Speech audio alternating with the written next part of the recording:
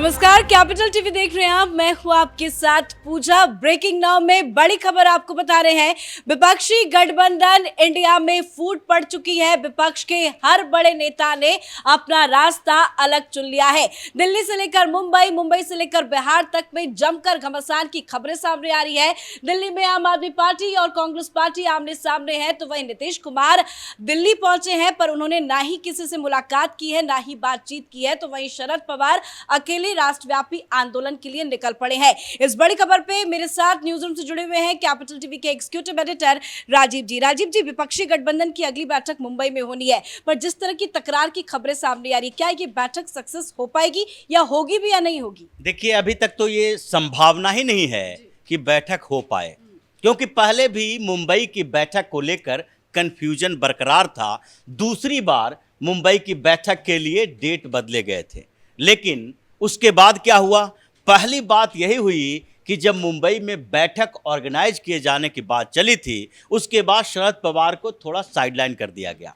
कांग्रेस और उद्धव ठाकरे यही दोनों संभाल रहे थे बैठक की तैयारियों को। उद्धव ठाकरे ने इनवाइट किया सोनिया गांधी की तरह कि लोग आएंगे, हमारे घर पे खाना खाओ, पहले डिनर डिप्लोमेसी चलेगी, उसके बाद हम मीटिंग में जाएंगे। मतलब शरद पवार को जब आप लोगों ने पहले ही साइडलाइन कर दिया, तो फिर उम्मीद क्या जता रहे हो? इसलिए शरद पवार ने फिर से सोचा कि अब हमारे लिए इन लोगों के सामने जगह नहीं है, तो हम अपने पुराने ढर्रे पर चल दें। और उन्होंने अजीत पवार से मुलाकात की। तब उद्धव ठाकरे और कांग्रेस को परेशानी लगने लगी। मिर्ची ऐसी लगी कि सबने अल्टीमेटम जारी कर दिया कि शरद पवार कंफ्यूजन पैदा कर रहे हैं, वो बताएं कि वो इंडिया गठबंधन में हैं या फिर एनडीए में जाना चाहते हैं। लेकिन शरद पवार इन जैसे खिलाड़ी नहीं हैं, वो माहिर खिलाड़ी है राजनीति के, इसलिए महाराष्ट्र की राजनीति का चाणक्य कहा जाता है। वो क्यों बोलेंगे कि हम किस गठबंधन में अभी होंगे, क्योंकि चुनाव में अभी समय है। जब पिछली बैठक हुई थी, तो उसके बाद जब उनके पार्टी में दो फाड़ हुआ था, तो ये कहा नहीं जा सकता अब कि शरद पवार की मंजूरी अजीत पवार को नहीं थी। 3 मीटिंग हो चुकी है शरद पवार और अजीत पवार में। बड़े नेता भी अजीत पवार के साथ भी दिखते हैं, शरद पवार के साथ भी दिखते हैं। मतलब एक विकेट तो ऐसे ही गिर गया। अब मुंबई में बैठक का क्या तात्पर्य है, जबकि वहां गठबंधन में एक पार्टी बाहर हो चुकी है। पिछले कुछ दिनों से मुंबई में जो मीटिंग होनी है, उसको लेकर किसी भी बड़े नेता की तरफ से बयान भी सामने नहीं आ रहे हैं। क्या अंदर खाने कुछ ऐसा चल रहा है क्या? दूसरी बात एक और है, मुंबई मीटिंग को लेकर जो सबसे पहले सवाल उठाए थी, वो थी ममता बनर्जी कि आप किस जगह पर मीटिंग करोगे। एक तो आपने नीतीश कुमार के गृह राज्य में मीटिंग की, वो कोऑर्डिनेट कर रहे थे। दूसरी बार कांग्रेस को मौका मिला, तीसरी बार आप उद्धव ठाकरे को मौका दोगे या फिर हमें मौका दोगे, जो कि हम अभी सीएम हैं। हमारी पार्टी की बड़ी भूमिका है इस गठबंधन में। आप सिर्फ झुनझुना थमा के हमें खुश नहीं कर सकते कि बेंगलुरु की बैठक में प्रस्ताव हमारे से पास करवा दिए, हमसे बुलवा दिए। तो ये मुंबई मीटिंग के लिए दूसरा सेटबैक था कि होना लगभग असंभव बताया जा रहा था कि ये कैंसिल होना ही है। अब उसके बाद डेवलपमेंट जो हुआ है, वो तो ये दिखा रहा है कि जो सोनिया गांधी ने मुश्किल से ये भानुमति का कुनवा इकट्ठा किया था, ये दिखाने के लिए कि कम से कम आंकड़े दिखे कि 26 पार्टियां हमारे साथ है, क्योंकि एनडीए में तो 38 पार्टियां हैं, तो हम भी कुछ सम्मानजनक स्कोर बता सकें। ये 16 पार्टी बहुत कम दिखता है कि आप विपक्षी एकता की बात करते हो। इतने स्टेट हैं, 29 जगह से छोटी बड़ी पार्टियां मिला के 100 से ज़्यादा पार्टियां हैं, तो आपके पास से 16 हैं। तो इसलिए सोनिया गांधी ने इकट्ठा किया 26 पार्टियों को। अब क्या हो रहा है, राहुल गांधी के साथ मीटिंग होती है दिल्ली के नेताओं की। खड़गे भी मौजूद होते हैं, केसी वेणुगोपाल भी मौजूद होते हैं। बड़ी बैठक होती है। दिल्ली के नेता मानने के लिए तैयार नहीं है कि हम केजरीवाल के साथ जाएंगे। अचानक से दोनों पार्टियों के बीच जंग छिड़ जाती है। और अलका लांबा ने क्या बोला, प्रियंका कक्कड़ ने क्या बोला, सौरभ भारद्वाज ने क्या बोला, ये सबको पता है कि आम आदमी पार्टी अब कांग्रेस के साथ नहीं जाएगी। और कक्कड़ ने जो बोला कि जब हम अलायंस ही नहीं करने वाले हैं, तो ये विपक्षी एकता की बैठक करने का क्या फायदा, हम क्यों मुंबई जाएं। बेंगलुरु तो इसलिए गए थे क्योंकि हमें जरूरत थी दिल्ली बिल पर कांग्रेस और विपक्षी पार्टी के समर्थन का। इसीलिए तो अमित शाह ने पहले बता दिया था कि बस इस बिल को पास होने भर देर है। केजरीवाल गिरगिट से भी ज्यादा तेजी से रंग बदलते हैं, वो इस गठबंधन में नहीं रहेंगे। वही दिखाई पड़ रहा है कि केजरीवाल क्या गठबंधन बदलेंगे, कांग्रेस के अंदर ही फूट पड़ी हुई है। अब तो खबर ये भी सामने आ रही है कि केजरीवाल एमपी और छत्तीसगढ़ का भी दौरा करने जा रहे हैं अकेले। अब ये प्रेशर पॉलिटिक्स है। ये देखने वाली बात है कि ये जो गठबंधन बनी है, और कहा जा रहा है कि इंडिया गठबंधन ऐसा है जो पीएम मोदी को चुनौती देगा।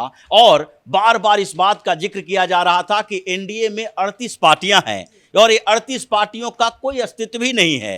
लेकिन इतने दिनों में, इतने सालों में अगर देखा जाए 2014 के बाद से अब तक कोई पार्टी एनडीए छोड़कर चली गई। अकाली दल ने छोड़ा, रामविलास पासवान की पार्टी ने छोड़ा, लेकिन इतना ज्यादा हंगामा इस बात पर नहीं हुआ कि हम आपके साथ हैं, आपके विरोध हैं, साथ में भी हैं और एक दूसरे के साथ उलझे हुए हैं। बस एक दो पार्टियों ने मुद्दे के आधार पर अपने अपने राज्य में अपने इंटरेस्ट के लिए इन लोगों ने एनडीए तोड़ा।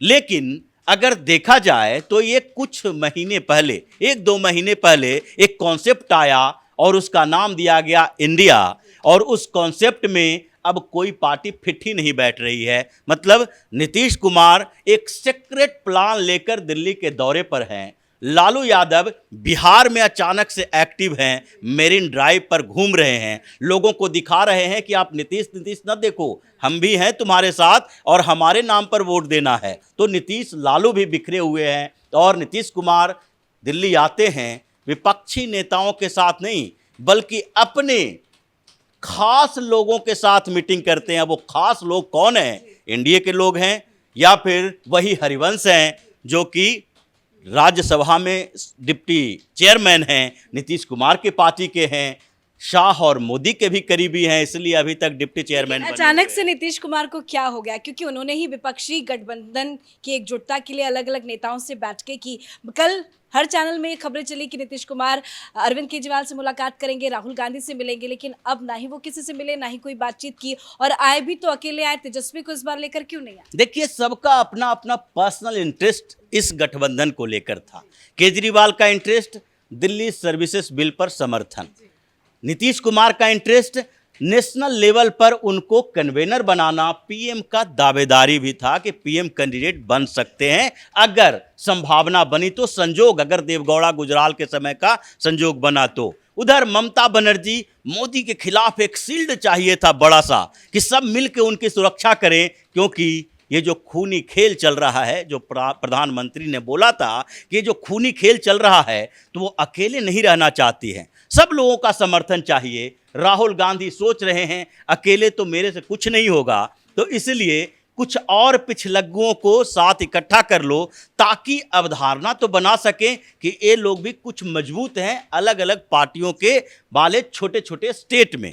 तो इसलिए सबका इंटरेस्ट जैसे जैसे खत्म होता गया, अलग होते गए। नीतीश कुमार को लगा कन्वेनर नहीं बन सकते, ममता बनर्जी ने टांग अड़ा दी, राहुल गांधी अपने रास्ते पर चल रहे हैं। नीतीश कुमार को बेंगलुरु की मीटिंग जो हुई थी उसमें कोई भाव ही नहीं दिया गया, अब वो भी पीछे चले आए हैं। तो सब अपने अपने स्वार्थों पर एक गठबंधन खड़ा करने की कोशिश किए, लेकिन 2 महीना के अंदर ही ये गठबंधन बिखर गया है। 4-5 बड़े नेता जो हैं वो तो लगभग छोड़ चुके हैं, नीतीश कुमार भी उसमें हैं, अखिलेश यादव अलग बयान दे रहे हैं, उसके बाद ममता बनर्जी धमकी दे रही है, शरद पवार लगभग ये सोच लीजिए कि वो छोड़ चुके हैं, इन एक्टिविटी से उनको मतलब नहीं है। वो अपने संगठन को मजबूत करने और अपना चेहरा फिर से महाराष्ट्र के लोगों को दिखाने के लिए राज्यव्यापी दौरे पर चल रहे हैं। हर बड़े नेता अपने अलग अलग रास्ते पे निकल पड़े हैं, तो इस विपक्षी गठबंधन इंडिया का अब आगे क्या होगा? अब इसका कुछ नहीं होने वाला है। ये सिमटते सिमटते